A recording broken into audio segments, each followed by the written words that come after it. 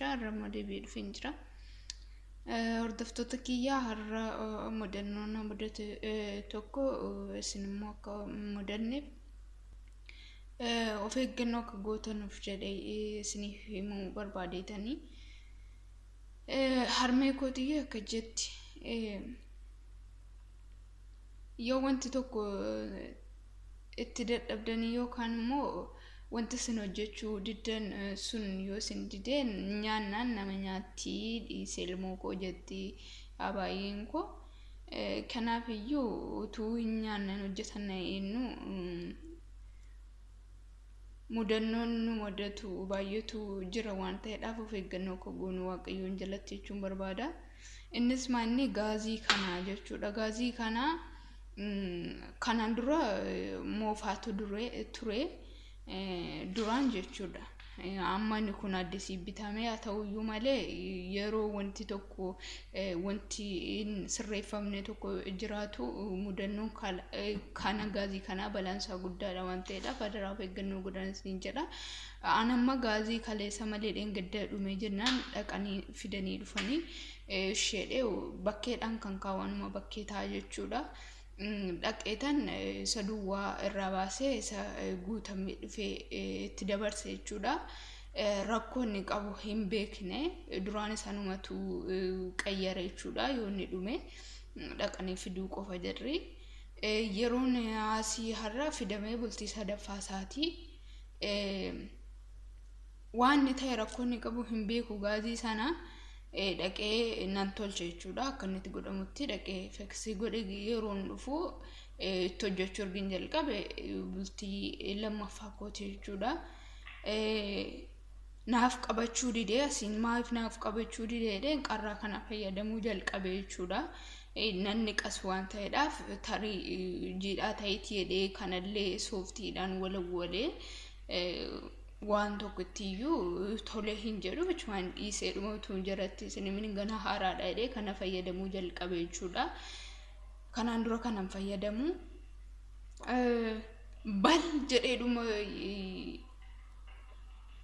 bakka maal jedheenis netti bal jedhee dhuma iddoo dhuma hundaan yeroo inni boba'u nanna jechuudha. Naan gara saalooniitti fiigee maatiin maal jiru namichis natti dhiyoo jira waan ta'eedhaaf kilaasiin saasuma dafee dhufe jechuudhaan dhiiseetan isan boba'aa jiru sanas achumatti dhiisee fiigee dhufee waan hunda dafee dhaamsee gaazii isaachi dhufamuus jira miti isas cufee jechuudha. Akkanatti bala sanarraa oollee jirra jechuudha.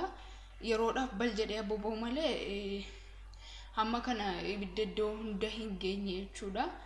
Egaa utuu namni hin jiraanne naasuu sanaan yeroon dhiisee baqadhu iddoo hunda ga'uu danda'a waan ta'eedhaaf adaraa obboloo tokko of eeggannoo godha. Yeroo inni mudannoon tokko yookaan yeroo isin qabsiiftanu yoo rakkoo qabaate bal jedhee yeroo boba'u olu taala jechuudha. Innaa of eeggannoo godhaanis ni jedha hordoftoota kiyyaa. Balaan kana nama baay'ee balleessee lubbuu isaanii balleessee jira fuula isaanii balleesseera. Adaraa of eeggannoo godhaanis ni jedha. Ana rabbitu na baasee irraa zimmettanii akka qaldiitti hin ilaalina. Yeroo inni yeroo isin bobeessitan utaalu rakkoo godhateera. Amma yeroo bakkee ba'ee dimtsi isaa dhaggeeffannu dimtsiin isaa lafa sochoosa karaa bakkeetiin jechuudha. Dingaan waan ta'eedhaaf manni isaanii dhakaadhaan ijaarame waan ta'eedhaaf nutti hin dhaga'amu. Garuu yeroo bakkee ba'u inni bakkee sun rakkoo qaba utuu keessaa hin fixin dhufee bultii sadaffaa isaatti jechumaan kan biraa qayyare jechuudha. Amma akkuma harmeen koo nyaana nama nyaatti jettu baay'ee tokko narrifadhe jechuudha. Akka sanaan utuu gara fuula kootaa akka deebi'e sanaan ibiddichi naqabe jechuudha. Rakkoo guddaan irraan gaa yookaan ajjeesuu danda'a fuula koos balleessuu danda'a. Nammaaf garuu waan tokkittiyyuu hin taane ooleera uummannis waa tokkoyyuu hin taane aboba'u malee aluma tokko bal jedhedhuma bakka gaazidhuma kana hundumaan akkuma nu ibidda bobeessinu xol yaa'edhuma dhiise malee wanti inni balleesse anattis hin buune galata waaqayyo.